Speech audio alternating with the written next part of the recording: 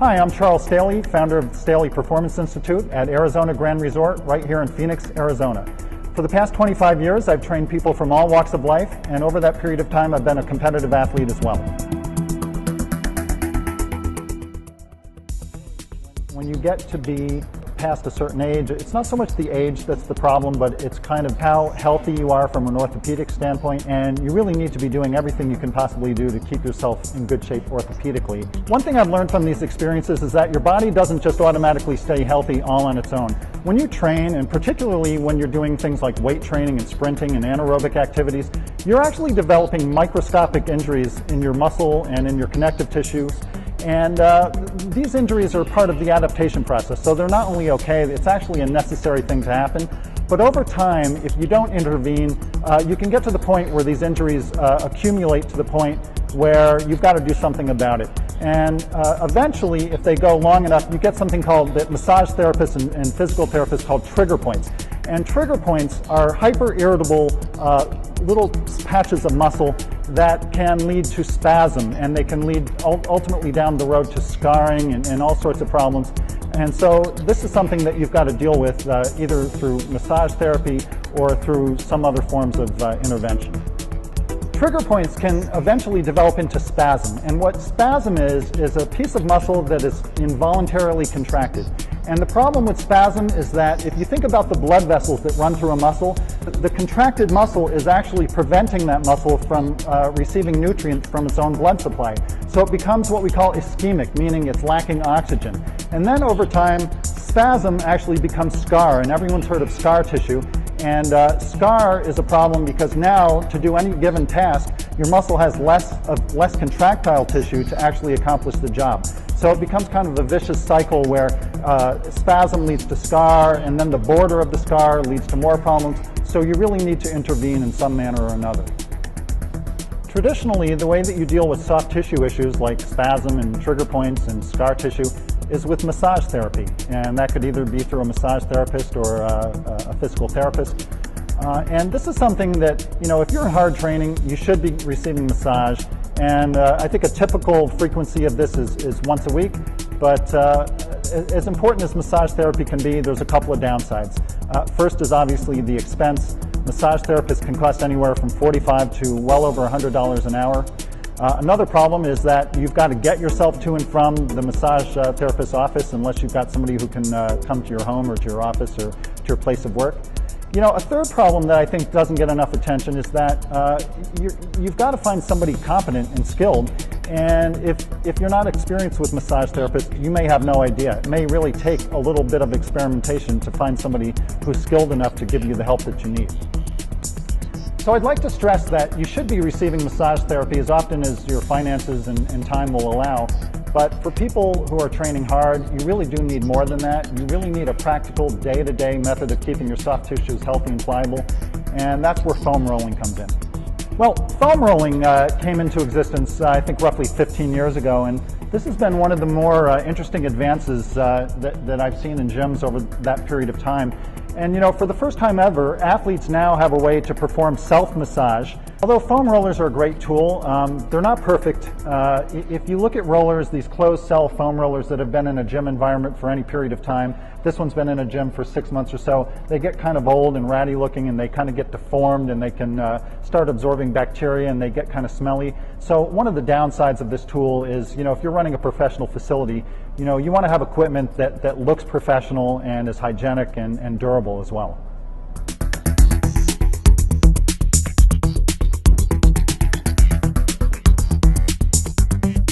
Well, I'm here today to show you a better tool, and this is an advance on the traditional closed cell foam roller, and this is called a rumble roller.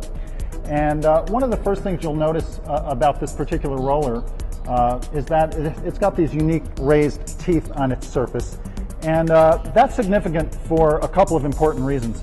When you start rolling on any type of roller, you'll find that as you're going over trigger points and damaged tissue, that it's actually somewhat painful and a little bit sensitive. And then as the roller does its job, what happens is your tissues get healthier, and then the roller that used to be painful and used to feel too aggressive now feels not aggressive enough. And I actually teach at gyms all across the country, all across the world, as a matter of fact. And over the past year, I'm starting to see people rolling on PVC pipe, of all things. This is how healthy the tissue is getting. But then you end up running into additional problems, because when you roll over PVC pipe, although that pipe may be appropriate for soft tissue, it's definitely not appropriate for harder tissues such as bone. So one of the things that's really kind of nice about this is that these teeth are firm enough to penetrate soft tissue, but they will yield to bone. So what's kind of nice is you have pressure that's targeted for the tissue. You basically can't go wrong. You're going to have pressure that's invasive enough for soft tissues to kind of ease up those trigger points, but as they roll over bone, you're not going to have any risk of an injury to those surfaces.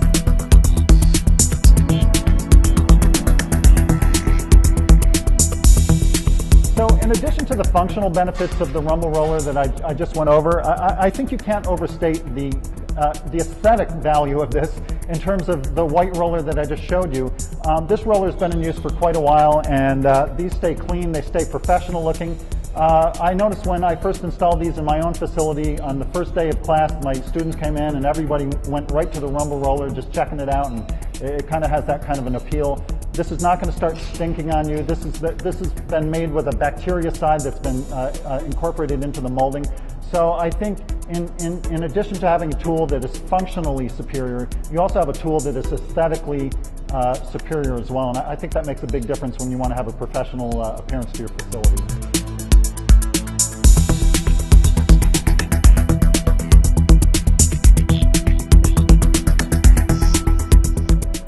Well, now that I've described to you some of the unique benefits of the rumble roller, I'd like to show you how we use it here at Staley Performance Institute.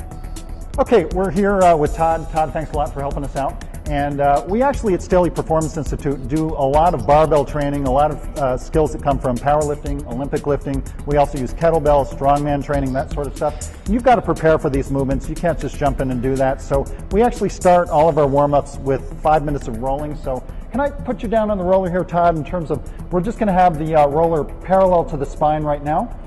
And a lot of times, especially when you're tall, people have thoracic mobility issues, meaning that the upper spine tends to be kind of curved inward, and that can lead to shoulder problems over time. So all I want him really doing at this point is just kind of letting those vertebrae settle into the roller, and he can actually roll horizontally as you see, or laterally as you see him doing now. And you know, when you lay on a roller initially, what you're doing is you're scanning. You're looking for areas of tenderness, and if and when you find an area of tenderness, you're just going to kind of sit or maybe rock gently back and forth on that until it dissipates. And if it does dissipate, then that's a pretty good sign that you found a trigger point. We can also increase the flexibility aspect of this by handing him a wooden dowel. A lot of our clients at Staley Performance Institute work at desks, as most of us do, and when you're at a desk for 8, 9, 10 or more hours a day, you get what we call desk posture, which is, you know, you're just kind of caved in. And then if you add to that the men that we train who have done resistance training, there's this kind of funny thing that happens with guys in gyms, and they tend to just train all the muscles they can see in the mirror. So they train abs and pecs and biceps, and all those muscles get shortened, and then you have more desk posture. And so that has to be addressed. And one of the ways that we do this is with the roller and using a wood dowel. We don't need weight with this, but we're already getting mobilization of the thoracic spine here because he's on the roller. So then from there, we're going to go overhead, and this resembles a snatch position, which we would do with a bar. And now we're getting additional mobilization of the upper back and the scapula as well. And if you think about desk posture, as we term it, this is really the exact opposite of that. And we don't want any pain on this at all. And if this is not terribly challenging and there's no pain, then I'll have you bring your grip in a little narrower. And the narrower the grip is on this, the greater the challenge is. And then at the same time, he can roll laterally a little bit as he's doing this. There's a number of ways to improve mobilization on this. And then when we go into the more complex lifts, Olympic lifting, snatching, things like that, we really find that we have no problem at all, even for our clients who are in their 40s, 50s, and 60s. We don't really use this on the lumbar spine. Research has shown pretty conclusively that the lumbar spine is really designed more for stability than mobility. So again, we're focusing more on the thoracic spine with this. You always want to have either your head cradled and or kind of hugging yourself so that we get the scapula out of the way here. But again, we're just looking for areas of tenderness or tightness. Most people, when they first go on the roller, go too quickly. You just roll over those areas, you never find them. So you're not looking to avoid pain in this case, you're looking to kind of find areas of tenderness, and if you find them, then we just stay on that. All right. Once you've used the roller 4, 5, 6 times, you'll kind of know where your problem areas are, and you can kind of go right to those areas instead of spending a lot of time scanning them. And honestly, it is amazing what you can accomplish just in 5 minutes on this. Good. Okay, and from here, why don't we go to, let's go to IT band, okay? So we'll have you roll over onto your side. If there's one area that you're likely to feel issues with, it's going to be this. The IT band is a strip of fascia that basically runs down the seam of your pants from your hip to your knee. And what he's doing here is you've got several points of contact. So if this ends up being too tender, you can have your weight on your hands and both feet. So you can really do a lot in terms of regulating the amount of pressure you have on this. And people who do a lot of lifting, people who do a lot of running, especially distance runners, cyclists, are likely to have tender IT bands. And when we have people in the gym who have knee issues, the first thing we go to is IT band, and invariably that IT band will be all jacked up. And how is this on you, actually? I mean, is this not too bad? So you're fairly healthy, but you've been rolling for a while. So, all right. For the purposes of this video, we're not going to do both sides, but I just want you to see what that looks like. Can we switch now to piriformis, Todd? This is another area that is a typical problem with people. And what we're doing is we're crossing the knee to externally rotate the hip, and then you are just rolling front and back, and you're just looking for that tight external rotator. Okay. And again, if this is too tender, you've got many points of contact. You can take weight onto your hands, onto your free foot.